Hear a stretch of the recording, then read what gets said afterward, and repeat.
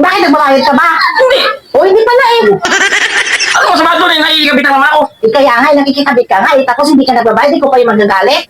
Eh wala pa kami bira, wala pa kabit ang sa amin. O, tapos ngayon, dapat magsabi kayo na nakikabit kayo lang hanggang wala pa kayong pagkabit. Hindi yung, ngayon, nagagalit ka. Siyempre, ikaw ba naman sa'yo mangyari yun?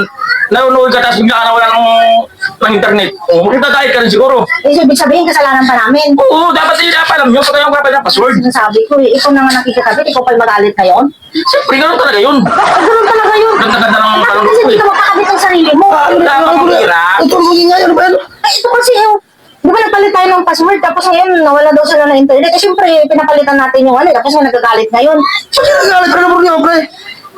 Sa ba namin ng mga bata, nanonood kami ng pelikula, nawala nga yung wifi. Sino sa bahay nito? Kapitbahay natin doon, no?